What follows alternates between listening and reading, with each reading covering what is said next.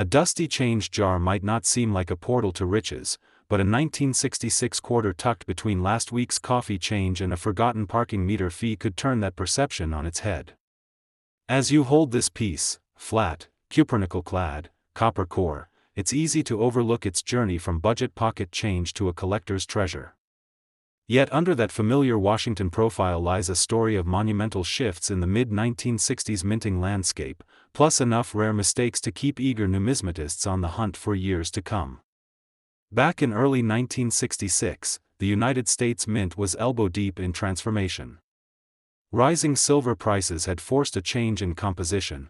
No longer would quarters glint with 90% silver.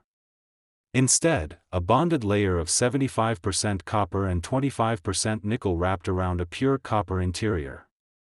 At first glance, these new quarters looked nearly identical to their silver predecessors, and millions poured into circulation without much fanfare.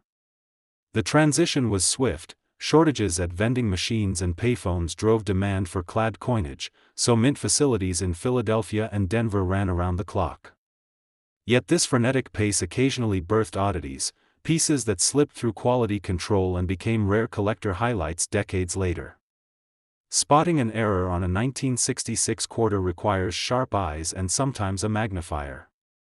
Take the double die obverse variety. If you peer at George Washington's hairline and at the word Liberty, subtle ghosting appears, almost as if a second impression lurks just beyond the crisp lettering. These aren't dramatic, cartoonish doubles. They can be so faint that a casual glance won't register anything unusual. Only seasoned collectors, or those who've trained themselves to scrutinize under magnification, notice that the hair strands near Washington's temple look slightly bulged and that the numerals in the date have a thin secondary outline. Equally fascinating is the clipped planchet, when a blank metal disc fails to feed perfectly under